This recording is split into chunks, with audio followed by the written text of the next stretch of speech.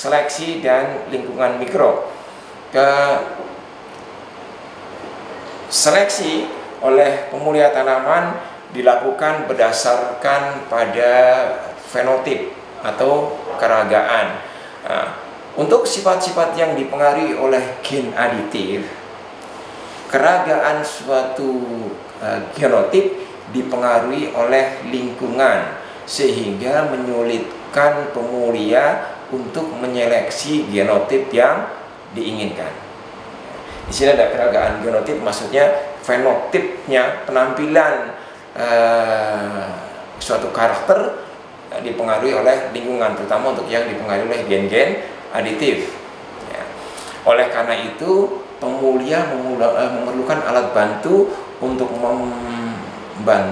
untuk memastikan bahwa genotip yang dipilih adalah genotip yang sebenarnya atau true genotype, dengan cara meminimalkan kesalahan yang disebabkan karena pengaruh lingkungan. Disinilah tantangannya kalau seorang pemulia harus bekerja menyeleksi untuk karakter-karakter yang dipengaruhi oleh lingkungan. Maka dia harus bisa membuat sedemikian rupa bagaimana pengaruh lingkungan menjadi kecil sehingga seleksinya tingkat akurasinya bisa ditingkatkan. Dan lingkungan yang berpengaruh biasanya lingkungan mikro. Nah, cara mengurangi kesalahan karena faktor lingkungan ada beberapa cara. Bisa dengan melakukan pembagian petak seleksi. Petak seleksinya dibagi-bagi dengan suatu rancangan, gitu. Jadi kita bisa melihat rata-rata penampilan pada beberapa petak, sehingga bias karena faktor lingkungan terhadap pengukuran bisa diminimalisir.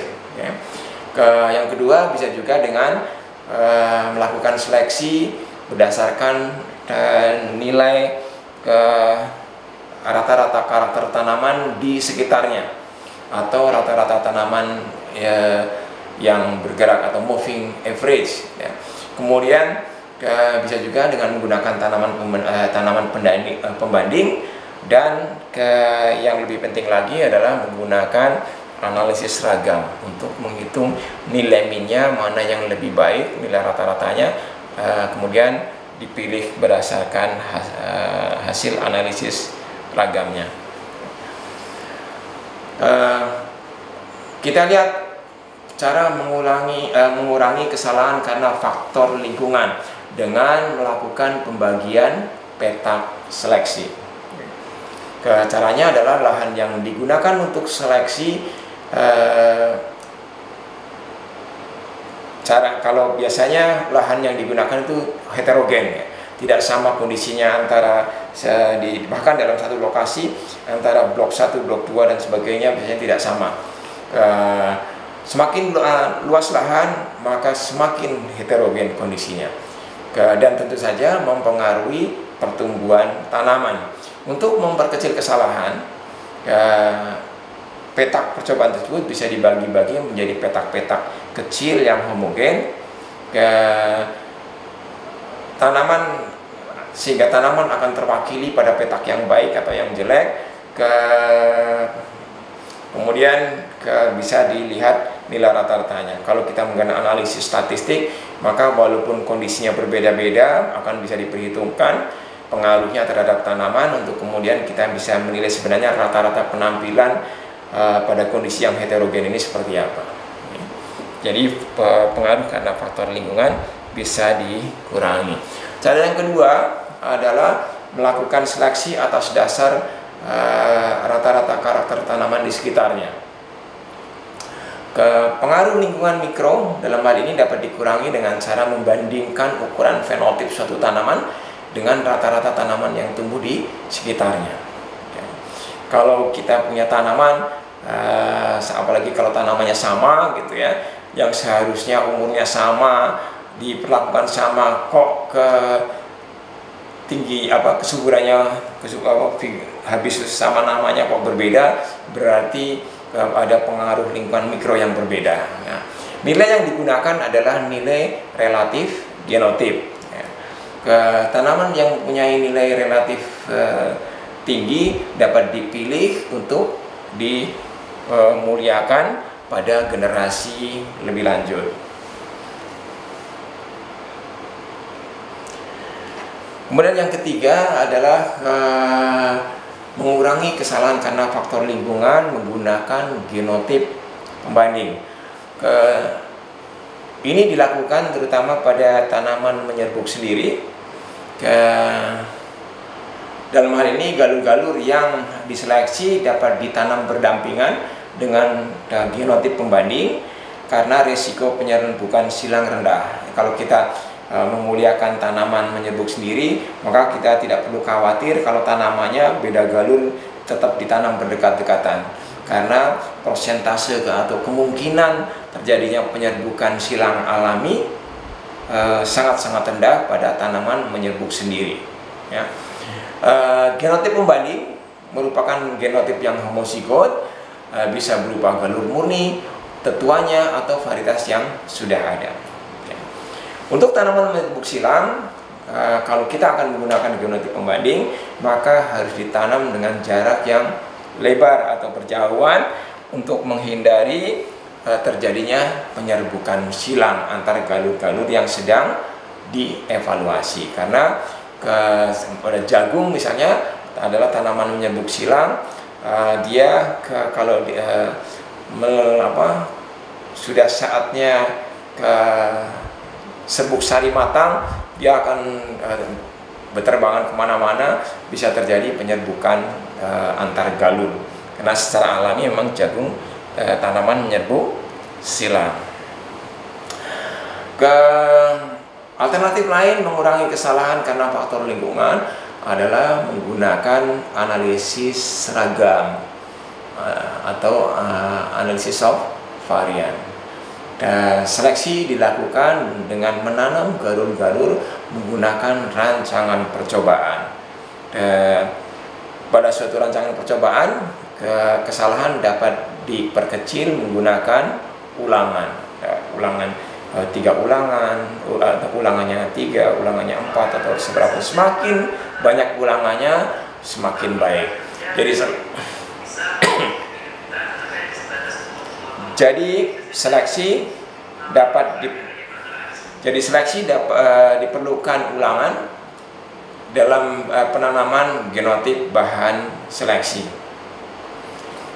Seleksi didasarkan pada hasil analisis sidik ragam atau analisis of varian, dan cara ini dapat dilakukan apabila pemulia tanaman mempunyai benih yang cukup untuk kegiatan seleksi.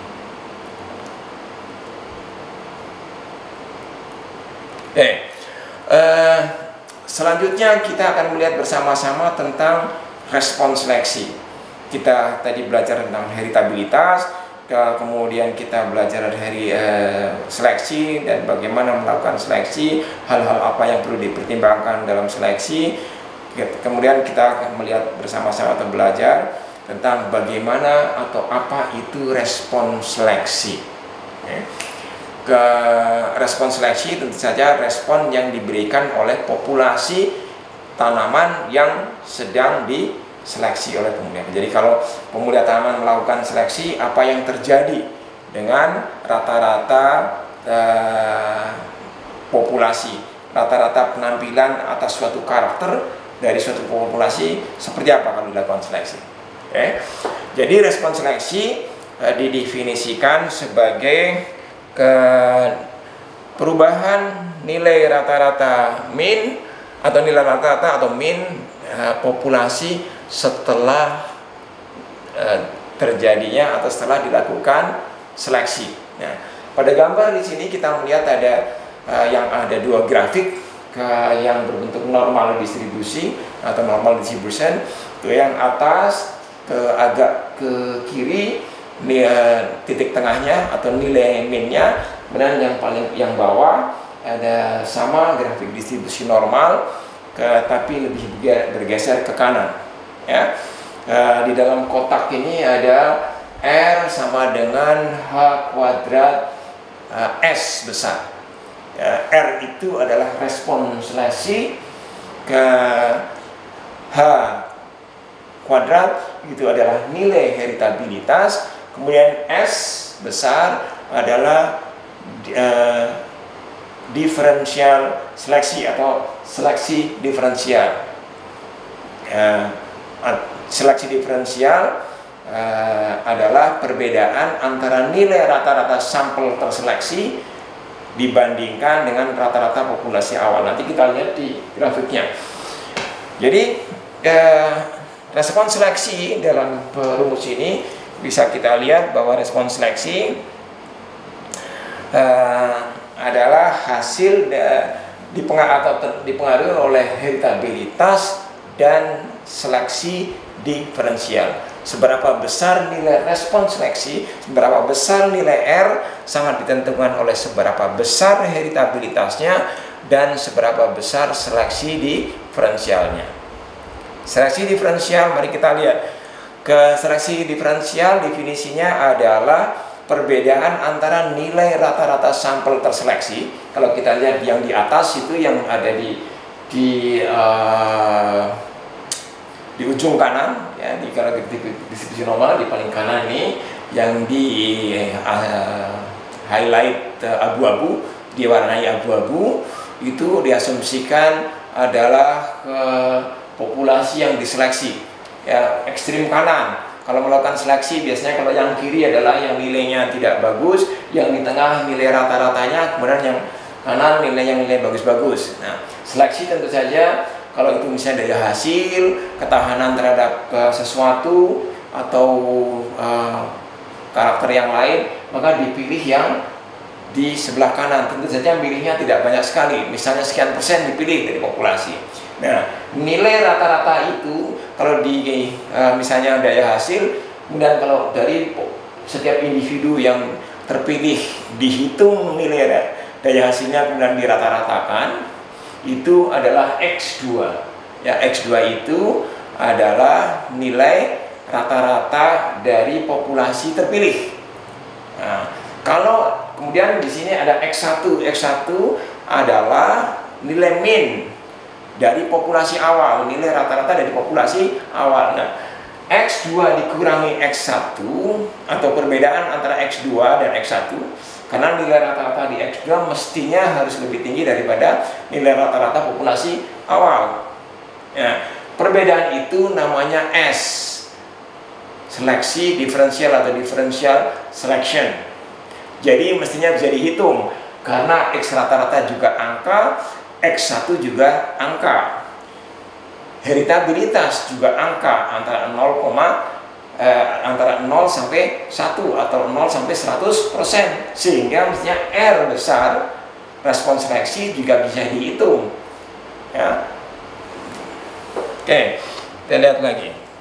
Nah, kalau saya pilih, setelah dipilih dari populasi pertama, populasi awal itu dipilih yang tadi diwarnai abu-abu, dipilih dengan rata-ratanya X2, dipilih kemudian ditanam lagi pada menjadi generasi kedua, ya, menjadi generasi kedua, ditanam tentu saja karena ini juga beberapa biji ditanam, maka akan menghasilkan populasi lagi. Nah, kalau di gambar bisa lihat bahwa yang populasi awal itu initial population, grafiknya untuk suatu karakter itu seperti bentuk normal atau bell shape atau bentuk lonceng. Kalau kemudian yang dipilih kemudian ditanam lagi, mestinya juga harus menghasilkan data grafik yang sama untuk karakter tersebut. Tapi nilai rata-ratanya mestinya harus sudah bergeser, karena pada populasi awal, pada initial population yang dipilih yang bagus-bagus. Kalau yang bagus-bagus itu ditanam, maka akan bagus juga mestinya hasilnya. Dengan asumsi seleksinya bagus, bisa memilih true genotype, pengaruh lingkungan sudah sangat kecil. Nah, kalau sudah ditanam, menghasilkan data dan kemudian di grafik, akan kelihatan bahwa ada pergeseran nilai rata-rata pada progeny population, pada populasi keturunan. Tidak setinggi X2 lagi karena mesti akan menyebar lagi, tapi juga mesti lebih tinggi dari nilai rata-rata populasi awal X3 ya. Ke X3 atau X rata-rata 3 adalah nilai rata-rata untuk karakter yang sedang kita teliti dari populasi keturunan atau dari progeny populasi, dari progeny ke population. Nah, perbedaan rata-rata X3 terhadap X1 terhadap populasi awal, itulah yang disebut, yang diistilahkan dengan R besar, respon seleksi. Jadi respon seleksi adalah seberapa besar pergeseran nilai X dari populasi awal X1 menjadi populasi selanjutnya X3, pergeserannya seberapa besar, itu adalah nilai R gitu. Jadi ini yang disebut dengan respon seleksi. Kita melihat bahwa seberapa pergeserannya akan sangat tergantung heritabilitas. Kenapa demikian? Karena kalau heritabilitasnya tinggi, maka seleksinya lebih mudah, karena what you see relatively what you get. Pemulia mudah sekali melakukan seleksi dengan kemungkinan salah pilih itu kecil. Maka kalau yang dipilih sudah bagus, mesti itu diyakini pengaruh lingkungannya kecil. Ditanam lagi juga mestinya bagus. Lain lagi kalau heritabilitasnya kecil, ya, kemungkinan sekali ke pemulia sulit sekali melakukan seleksi. Mana yang betul-betul secara genetik, mana yang karena pengaruh lingkungannya besar. Jadi kalau heritabilitasnya kecil, biasanya R rata-rata X3-nya tidak akan bergeser terlewat banyak, mesti akan lebih sempit lagi mendekati X1 rata-rata. Jadi kemajuan seleksinya mesti akan lebih kecil karena nilai R-nya kecil, karena perbedaan antara X3 ke X1 kecil. Kenapa demikian? Karena heritabilitasnya kecil. Ya, dari logika juga masuk, dari rumusnya juga masuk. Baik, kemudian tentang intensitas seleksi atau I sama dengan S dibagi P. P ada tanda theta gitu ya. Huruf Romawi.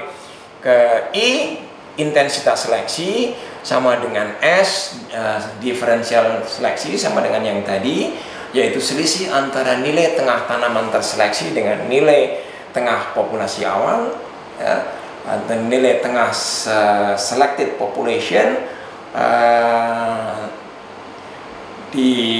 terhadap nilai tengah initial population. Kemudian P atau standar deviasi simpangan baku populasi awal. Tetapi jadi dengan memasukkan formula bahwa S sama dengan R, S sama dengan R dibagi H, karena R tadi H kali kuadrat, karena R sama dengan H kali S, karena R sama dengan heritabilitas kali seleksi diferensial, maka S sama dengan kemajuan seleksi dibagi heritabilitas. Maka nilai intensitas seleksinya kita bisa melihat, bisa menghitung nilai intensitas seleksinya menjadi I yang tadinya sama dengan S dibagi theta P, ya, ke standar deviasi simpangan baku populasi awal, maka menjadi R dibagi H kuadrat, R respon seleksi dibagi heritabilitas dibagi lagi dengan standar deviasi populasi awal, maka I sama dengan R dibagi ke heritabilitas kali standar deviasi populasi awal, dan seterusnya, sehingga nilai R bisa dikalkulasikan, dibuat rumus turunan. R sama dengan intensitas seleksi kali heritabilitas kali simpangan baku populasi awal. Ya, jadi kalau saya punya populasi, tahu sebaran datanya, rentang datanya seperti apa, sebarannya seperti apa, saya bisa menghitung standar deviasi untuk karakter tersebut, nilainya seberapa. Kalau saya tahu heritabilitasnya, karena tadi juga sudah menghitung, sudah belajar bagaimana menghitung nilai heritabilitas, ya, ragam genetik dibagi ragam fenotip atau ragam aditif dibagi ragam fenotip, kita bisa menghitung heritabilitas. Ya, I-nya juga ketemu karena I sama dengan seleksi diferensial dibagi standar populasi awal, maka kita bisa menghitung respons translasinya. Atau dibolak-balik tergantung mana yang kita ingin menghitung. Kita ingin menghitung R-nya atau ingin menghitung I-nya, atau bahkan sebenarnya kita ingin menghitung heritabilitasnya.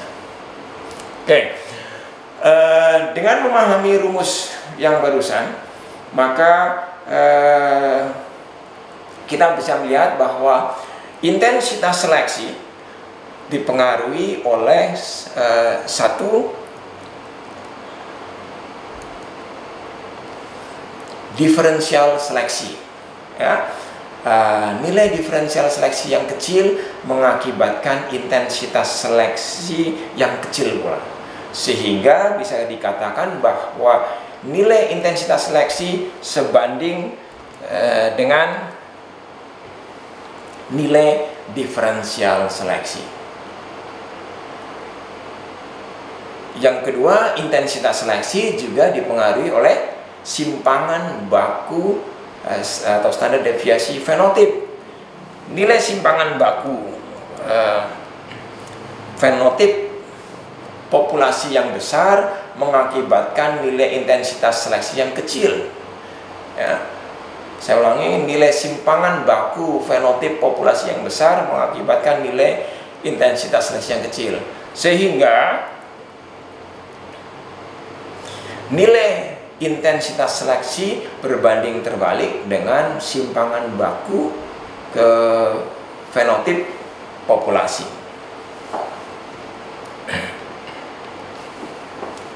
Oke,